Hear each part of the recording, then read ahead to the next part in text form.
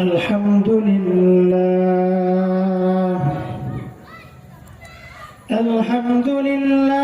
أستعينه وأستغفره ونعوذ بالله من شرور أنفسنا ومن سيئات أعمالنا من يهد الله فلا مضل له ومن يضلل فلا هادي له وأشهد أن لا إله إلا الله وحده لا شريك له وأشهد أن محمدًا عبده ورسوله وقال الله تعالى في شان حبيبه ومعشوقه أعوذ بالله من الشيطان الرجيم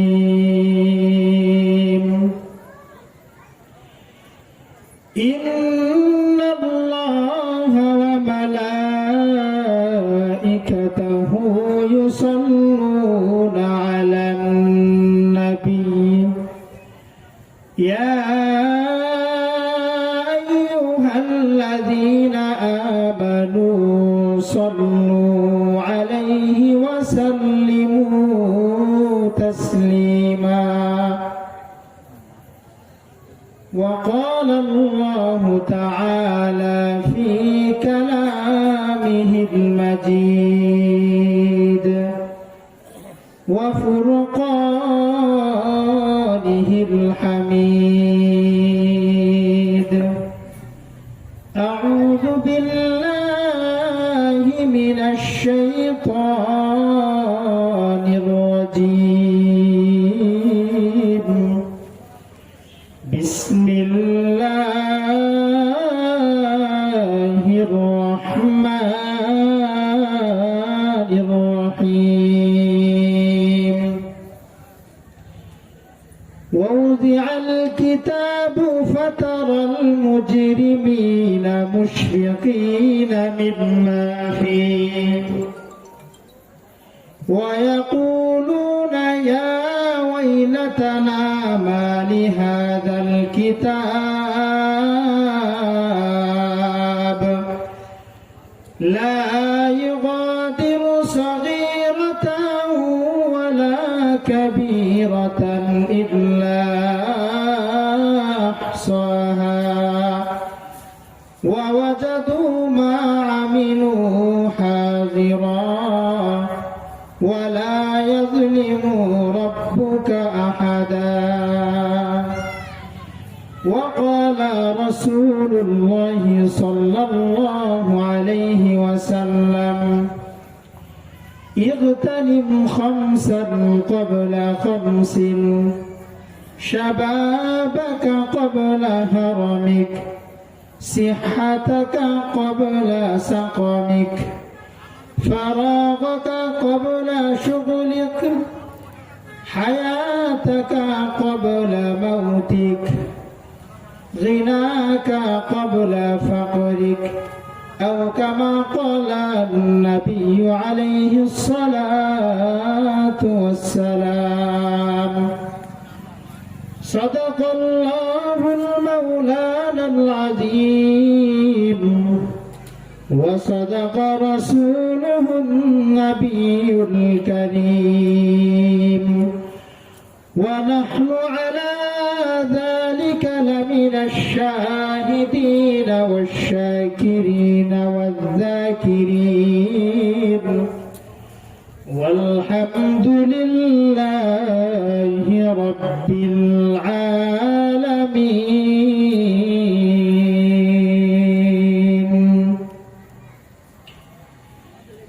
यही हम सब मुसाफिर हैं, वही आखिर ठिकाना।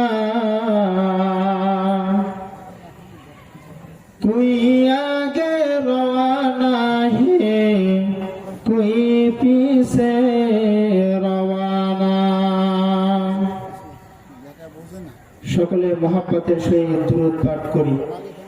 اللهم صل على محمد وعلى آل محمد كما صليت على إبراهيم وعلى آل إبراهيم إنك حميد مجيد. اللهم بارك على محمد وعلى آل محمد كما باركت على إبراهيم وعلى آل إبراهيم إنك حميد مجيد. আলহামদুলিল্লাহ। ত্রিপলি আয়েশা সিদ্দিকা রাদিয়াল্লাহু তাআলা আনহা মাদ্রাসা ও এতিমখানার উদ্যোগে ২৭তম বার্ষিক ওয়াজ মাহফিলের সম্মানিত প্রধান মেহমান, বিশেষ অতিথি ও সম্মানিত সভাপতি, আমার সামনে উপবিষ্ট মুরব্বানে জম, যুবক বয়সী বন্ধুরা, পর্দার মা ও বোনেরা, মহান আল্লাহ রাব্বুল আলামিনের লাখো কোটি শুকর যে মহান আল্লাহ রাব্বুল আলামিন আমাদেরকে এই ফিতনা ফাসাদের জামানায় আল্লাহ পাক রব্বুল আলামিনের জান্নাতের বাগানে এসে মহান আল্লাহ রব্বুল আলামিনের দিনের কিছু কথা বলার এবং শোনার তৌফিক দান করেছেন। এই জন্য আমরা সবাই শুকরিয়া আদায় করি আলহামদুলিল্লাহ। যে আল্লাহ পাক রব্বুল আলামিন আমাদেরকে এই মজলিসে আসার জন্য তৌফিক দিয়েছেন, এই জন্য আমরা সবাই খুশি না বেজার? কেন আল্লাহ পাক রব্বুল আলামিন যে আমাদেরকে তৌফিক দিয়েছেন, এমনও তো আছে যে আমাদের মতো অনেক মানুষ যারা এই দিনের মজলিসে আসার তৌফিক হয়নি। মহান আল্লাহ রব্বুল আলামিন আমাদেরকে ভালোবাসেন বলেই আল্লাহ পাক রব্বুল আলামিনকে এই মজলিসে আসার তৌফিক দান করেছেন। এই মজলিসের কত দাম! আল্লাহ পাকের রহমতের ফেরেশতা আসমান থেকে অবতীর্ণ হয়ে সমস্ত এই জান্নাতের বাগানে ঘিরে আসমান পর্যন্ত উঠে আল্লাহ পাক রব্বুল আলামিনের সামনে দাঁড়ায়। আল্লাহ পাক বলে, ও ফেরেশতারা, তোমরা কোথা থেকে এসেছো, কেন এসেছো? আল্লাহ পাক বলেন, তোমরা কেন আমার নিকটে এসেছো? ফেরেশতারা বলে, আল্লাহ চর কুশল ওয়াজ মাহফিলের ময়দানে জান্নাতের বাগানে আপনার ভালোবাসায়, জাহান্নামের ভয়ে জান্নাতের আশায় আপনার কিছু প্রিয় বান্দা এই শীতের রজনীতে কষ্ট করে বসে আছে। তারা আপনার নিকটে ক্ষমার আশায় এই মজলিসে এসেছে, আমরা সেখান থেকে এসেছি। আল্লাহ পাক বলেন, ও ফেরেশতারা, তোমরা শুনে রাখো,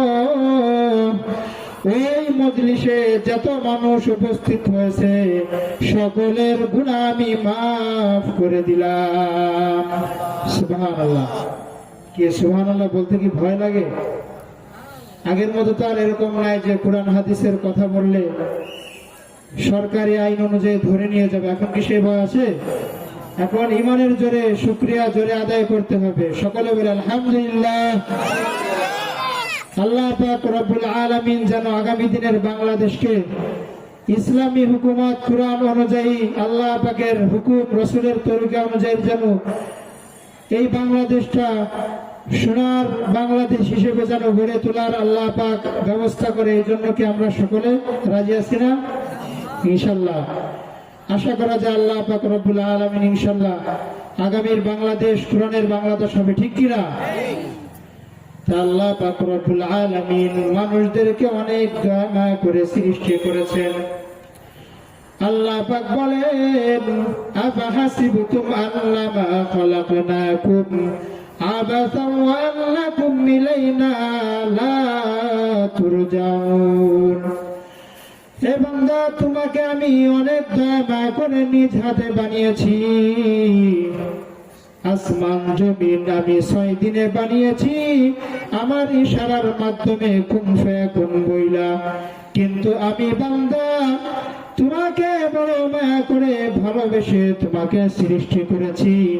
আপা হাসিবতুম, তোমরা এটা মনে করো না, আন্নামা খালাকনাকুম আবাসা, তোমাদেরকে অনার্থক আমি সৃষ্টি করেছি, এটা তোমরা মনে করো না।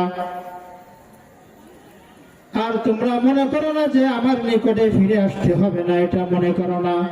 কেননা আল্লাহ পাক বলেন, কুল্লু নাফসিন যায়িকাতুল মাউত সুম্মা ইলাইনা তুরজাউন। যে প্রত্যেকটা প্রাণীরই মৃত্যুর স্বাদ গ্রহণ করতে হবে, আমার নিকটে ফিরে আসতে হবে। এই জন্য মুসলমান, আল্লাহ পাক বড় ভালোবেসে মায়া করে আমাদেরকে দুনিয়ায় পাঠিয়েছেন। আল্লাহ পাকের উদ্দেশ্য হলো বান্দা দুনিয়ায় যে আমার বড়ত্ব নিয়ে আলোচনা করবে, আমার বড়ত্ব শিখবে, আমাকে চিনবে, আল্লাহ পাককে চিনবে, আল্লাহর কোরআনকে বুঝবে, আল্লাহর হাদিসকে বুঝবে, আল্লাহ পাক রব্বুল আলামিনের একমাত্র গোলামি করবে। আল্লাহ পাক ব্যতীত আর কারোর গোলামির জন্য আল্লাহ পাক আমাদেরকে দুনিয়ায় পাঠাননি। আল্লাহ পাক বলেন, ওয়া মা খালাকতুল জিন্না ওয়াল ইনসা ইল্লা লিয়াবুদুন। আমি এই পৃথিবীতে যত মানব জাতি এবং যত জিন জাতিকে সৃষ্টি করেছি, সকলকে সৃষ্টি করার একটাই উদ্দেশ্য হলো আমার ইবাদত করবে। যদি বান্দা আমার ইবাদত করে আমার নিকটে আসতে পারে, তার এই অনন্তকাল দুনিয়া ছেড়ে এমন একটা শান্তির জায়গা জান্নাত, জান্নাতের বাসিন্দা আমি তাদেরকে বানিয়ে দিব। আল্লাহ পাক রব্বুল আলামিনের ইবাদত কেমন ভাবে করতে হবে? আল্লাহ পাক বলতেছেন, বান্দা আমার ইবাদত তুমি এমন ভাবে করবা, আমার ইবাদতের ভিতরে কোনো অংশীদার আমার সাথে করবা না। আল্লাহ পাক বলেন, সব গুনাহ আমি মাফ করে দিতে পারি, কিন্তু আমার সাথে যে ব্যক্তি শিরক করবে, অংশীদার সাব্যস্ত করবে, তার গুনাহ আমি কখনোই মাফ করব না। আল্লাহ পাক বলেন, ইন্নাল্লাহা লা ইয়াগফিরু আন ইউশরাকা বিহি ওয়া ইয়াগফিরু মা দুনা যালিকা লিমান ইয়াশা। আমার সাথে শিরক ব্যতীত সব গুনাহ আমি মাফ করে দিব। এই জন্য মুসলমান, আল্লাহ পাকের ইবাদত করতে হবে, কিন্তু আল্লাহ পাকের সাথে কাউকে কখনো শিরক করা যাবে না। আমরা মাঝে মাঝে বলে থাকি, যদি কেউ কোনো জায়গায় অসুস্থ হয়ে যায়, অসুস্থ হয়ে পড়ে গেলে, যদি ডাক্তারখানায় গেলে বা কোনো একজন ডাক্তার এসে চিকিৎসা দেওয়ার কারণে যদি সুস্থ হয়ে যায়, সর্বপ্রথম আমরা এটা বলে থাকি যে ওই ডাক্তার যদি এই মুহূর্তে উপস্থিত না হতো তাহলে একে বাঁচানো সম্ভব হতো না। বলি কি বলি না? তাহলে আমাদের আল্লাহ পাকের ভরসা আমাদের উপরে কি থাকলো? এই জন্য মুসলমান সর্বক্ষেত্রে আল্লাহ পাকের উপরে ভরসা করতে হবে যে আল্লাহ পাক রব্বুল আলামিন আমাকে যেই সময় যেভাবেই রাখেন, সুস্থতায় রাখেন, অসুস্থতায় রাখেন, সুখে রাখেন, দুঃখে রাখেন, আল্লাহ পাক রব্বুল আলামিন কি সবকিছু পরিচালনা করেন। এই জন্য মুসলমান, আল্লাহ পাকের সাথে কখনো শরীক করা যাবে না।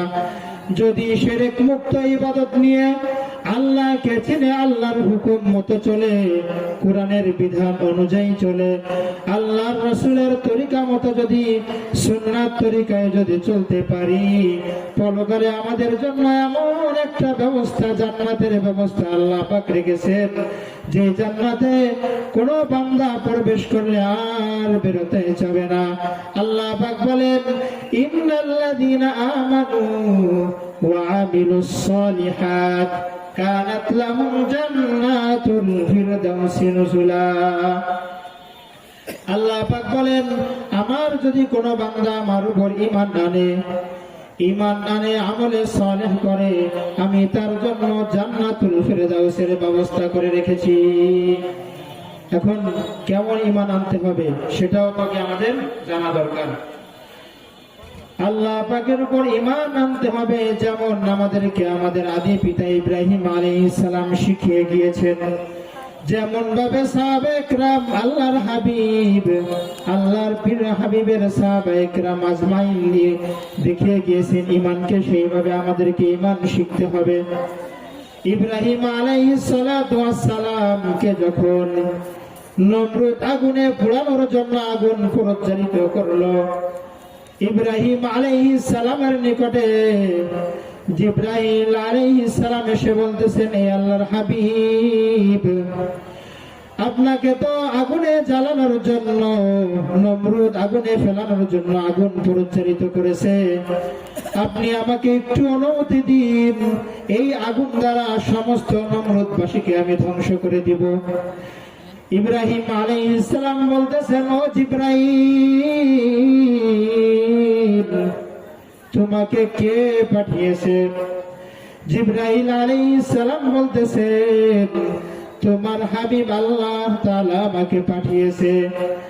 ইব্রাহিম আলাইহিস সালাতু ওয়াস সালাম বলতেছে, ও জিবরাইল, যে আল্লাহ পাক তোমাকে আমায় পাঠিয়েছে আমার নিকটে, সেই আল্লাহ কি আমাকে দেখতেছে না?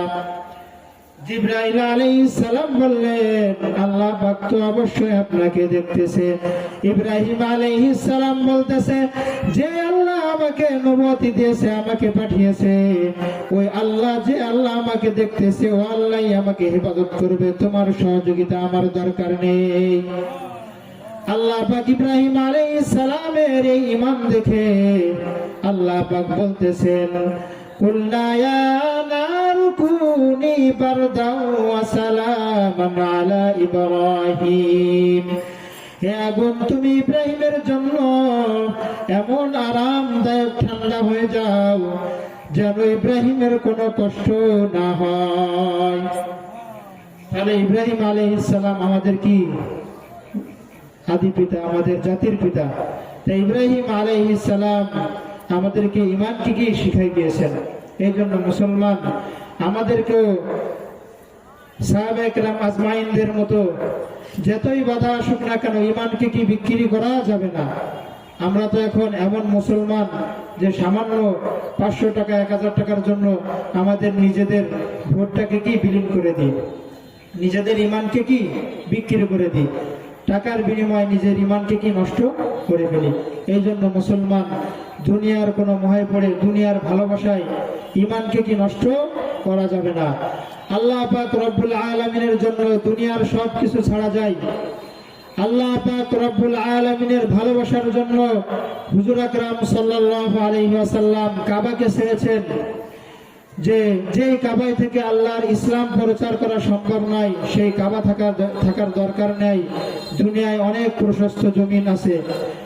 এটা আল্লাহর হাবিব সাল্লাল্লাহু আলাইহি ওয়াসাল্লাম দেখিয়ে দিয়েছেন যে আল্লাহর জন্য সমস্ত দুনিয়া ছেড়ে দেওয়া যায়, কিন্তু কোন দুনিয়ার জন্য কি আল্লাহকে ছাড়া যাবে না। এই জন্য মুসলমান যতই বিপদ আসুক না কেন, যতই বাধা মুসিবত আসুক না কেন, আল্লাহ পাককে স্মরণে রাখতে হবে। আল্লাহ পাককে স্মরণে রেখে তারপরে আমাদেরকে দুনিয়ার সমস্ত কাজকে আমাদের করতে হবে। এই জন্য মুসলমান, আমি যে হাদিসটা পাঠ করেছি, মা আল্লাহর হাবিব বলেন, ইগতানিম খামসাতান ক্বাবলা খামসিন, 5টা জিনিস আসার আগে তোমরা 5টা জিনিসকে মূল্যায়ন করো। 1 নম্বর হলো শাবাবাকা ক্বাবলা হারামিক, তোমার যৌবনা থেকে তুমি হিফাজত করো বার্ধক্য আসার পূর্বে। ও যুবক, যৌবনের তাড়নায় তুমি গুনাহ করতেছো, নামাজ পড়তেছো না, আল্লাহর হুকুম মানতেছো না, হেডফোন কানে লাগায় গান চালায় রাতে ঘুমায় থাকতেছো। আরে যুবক, এই সময় যদি তোমার মৃত্যু এসে যায়, জাহান্নামে যাওয়া ছাড়া আর কোনো রাস্তা নেই। এই জন্য যুবক, আল্লাহ পাকের নিকটে যৌবনের ইবাদত অনেক বেশি প্রিয়। আল্লাহ পাক বলেন যে কিয়ামতের দিন আমার আরশের রহমতের ছায়া ছাড়া আর কোনো ছায়া থাকবে না, কিন্তু সেই দিন আমি ওই যুবককে রহমতের ছায়া তলে ছায়া দান করব যে যুবক যৌবনে আমার ইবাদত করেছে। তাহলে যৌবনটাকে আমরা গুনার পিছনে হেলায় খেলায় কাটাবো না রে যুবক। ও প্রাণের যুবক, জীবনে কত গুনাহ করেছো, তওবা করো, ফিরে আসো। আল্লাহ পাক তওবা করার জন্য প্রতিনিয়ত তোমাকে ডাকতেছেন। আল্লাহ পাক বলেন ফাকুলতু আস্তাগফিরু রাব্বাকুম ইন্নাহু কানা গফফারা। ও যুবক, ও মুসলমান ইমানদার আল্লাহর গোলাম, তুমি গুনাহ করে ফেলেছো, নামাজ কাজা করে ফেলেছো, রোজা কাজা করে ফেলেছো, আমার হুকুম লঙ্ঘন করেছো। ফিরে আসো, তওবা করো, আমার রহমতের ছায়া তলে তোমাকে নিয়ে আমি মাফ করে দিব। সুবহানাল্লাহ। ও মুসলমান, তোমার গুনাহ যদি সাগরের পরিমাণ হয়, আমার রহমত তার থেকেও বড়। তোমার গুনাহ যদি পাহাড়ের সমান হয়, আমার রহমত আরো বড়। তোমার গুনাহ যদি এই দুনিয়ার থেকেও বেশি হয়, আমার রহমত তার থেকেও বড়। এই জন্য যুবক, আর সুযোগ নাই।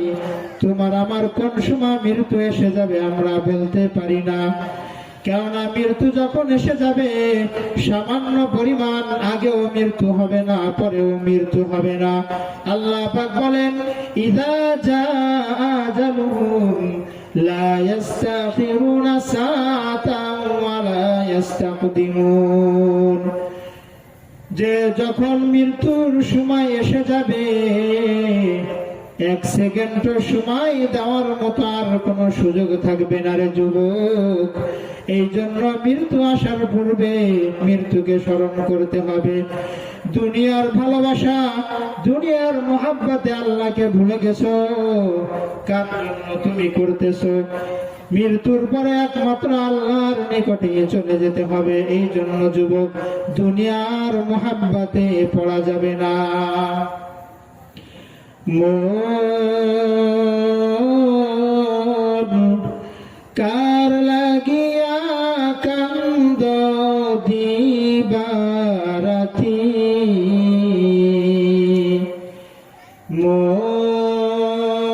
মন কার লাগিয়া কান্দ দিবারাতি,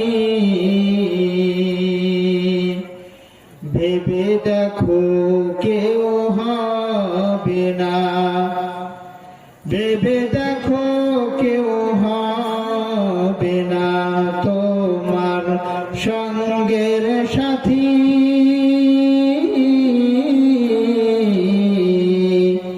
কার লাগিয়া কান্দ দিবারাতি, আপন আপন বইলা যারে ভাবছ সারাক্ষণ, আসলে যে কেউ নাই তারা, কেউ নাই রে আপন।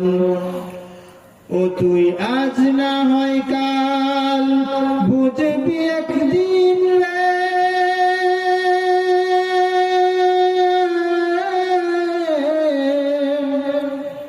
আজ না হয় কাল বুঝবি একদিন, নিভলে জীবন বাতি। কার লাগিয়া কান্দ দিবারাতি, মন কার লাগিয়া কান্দ দিবারাতি। এই জন্য মুসলমান, কেউ দুনিয়ায় আমার জন্য আপন নয়।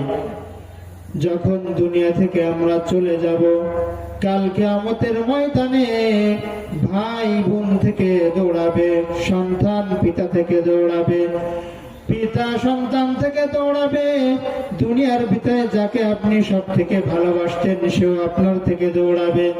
আল্লাহ পাক বলেন, ইয়াউমা ইয়াফিরুল মারউ মিন আখিহি ওয়া উম্মিহি ওয়া আবিহি ওয়া সাহিবাতিহি ওয়া বানিহি।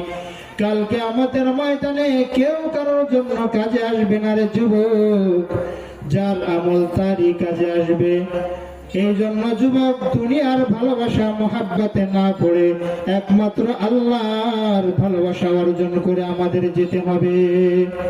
কেননা কাল কিয়ামতের ময়দানে আল্লাহ পাক আল্লাহর ভালোবাসা বান্দাদেরকে, যারা এরকম জান্নাতের বাগানে এসে উপস্থিত হতো, আল্লাহকে ভালোবাসতো, আল্লাহর জন্য করঞ্জন করত, তাদেরকে আল্লাহ পাক রব্বুল আলামিন ভালোবেসে আল্লাহ পাক নাজাত দিয়ে দিবেন। কাল কিয়ামতের ময়দানে যখন হিসাব নিকাশ শুরু হয়ে যাবে, জাহান্নাম আল্লাহ পাক রব্বুল আলামিন নাফরমান বান্দাদেরকে গ্রাস করার জন্য আসতে থাকবে। 70,000 ফেরেশতা ধরে রেখেও আটকায় রাখতে পারবে না। তখন আল্লাহ রব্বুল আলামিন সামান্য একটু পানি নিক্ষেপ করবে জাহান্নামের দিকে, তখন ওই জাহান্নাম পিছনের দিকে ভেগে চলে যাবে। ফেরেশতারা বলবে, হে আল্লাহ, বুঝলাম না এটা কেমন পানি, এটা কি আবে হায়াতের পানি নাকি কাউসারের পানি?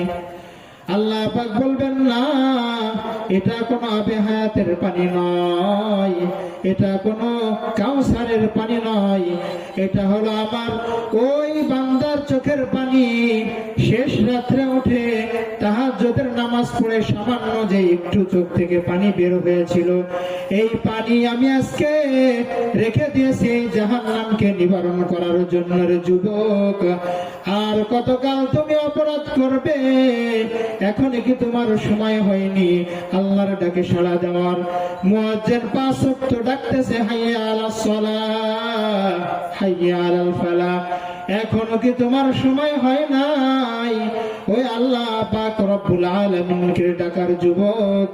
আর কতদিন গান বাজনার পিছনে ছুটবারে যুবক?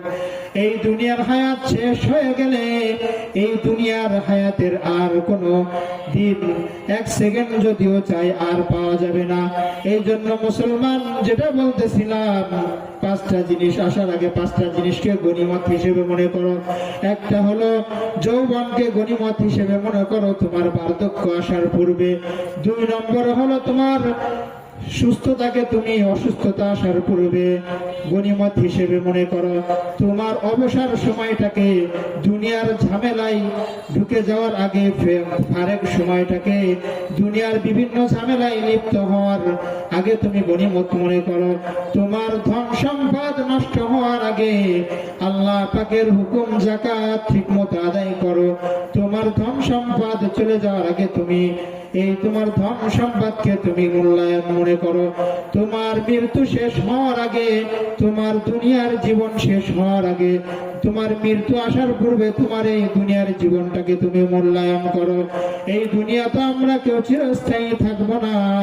শায়ের বলেন, यही हम सब मुसाफिर है, इहा हम सब मुसाफिर हैं, वही आखिर ठिकाना, कोई आगे रवाना है, कोई पीछे रवाना। যে দুনিয়ার ভিতরে আমরা হলো মুসাফির, কেউ আগে যাবে, কেউ মারা যাবে, কেউ একদিন না একদিন দুনিয়ার ভিতরে কেউ থাকবে না। দুনিয়া আসার সিরিয়াল আছে, যাওয়ার কোনো সিরিয়াল নাই রে যুবক। এমনও তো হয় সন্তান পিতার কাঁধের উপরে চড়ে কবরে চলে যায়, সন্তানের দাদার কাঁধের উপরে চলে যায়।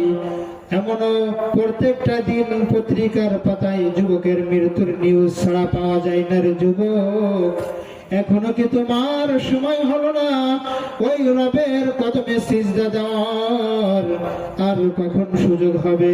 এই জন্য মুসলমান, মৃত্যু আসার পূর্বে আমাদেরকে মৃত্যুকে স্মরণ করতে হবে। এই দুনিয়ায় কত গুনাহ করেছি, আল্লাহ পাকের নিকট যদি ক্ষমা চাও, আল্লাহ পাক না মাফ করে কখনো বান্দাকে নারাজ করবে না।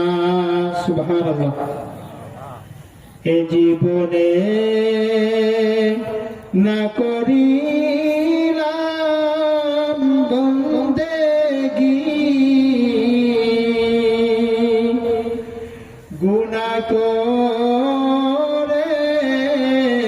কাটাইলাম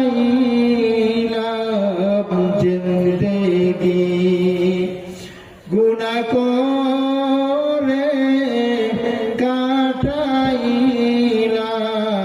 জিন্দেগী। তওবা করে আবার তওবা ভাঙ্গিলাম,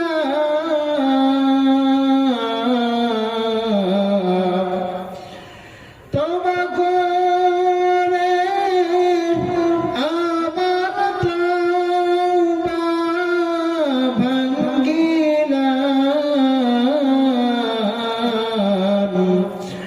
অবশেষে খাঁটি তওবা করিলাম, অবশেষে খাঁটি তওবা করিলাম। সকলেরই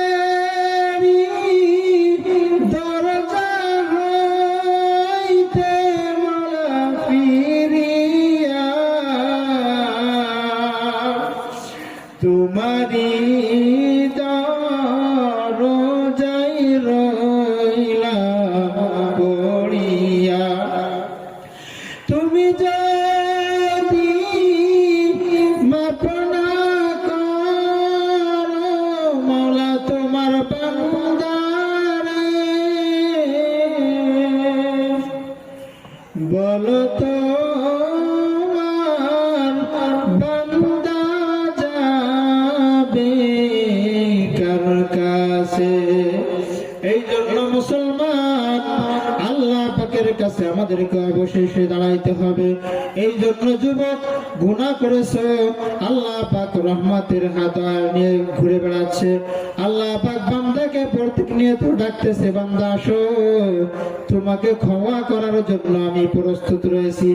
এই জন্য যুবক, এই দুনিয়ার মায়াকে ছেড়ে আল্লাহ পাকের ভালোবাসায়, কোরআনের মহাব্বত নিয়ে, রসুলের সুন্নাত নিয়ে, রসুলের দাড়ি নিয়ে যদি আমরা ওই কবরে যেতে পারি, আশা করা যায় আল্লাহ পাক ওই কবরকে জান্নাতের সাথে সংযুক্ত করে দিবেন।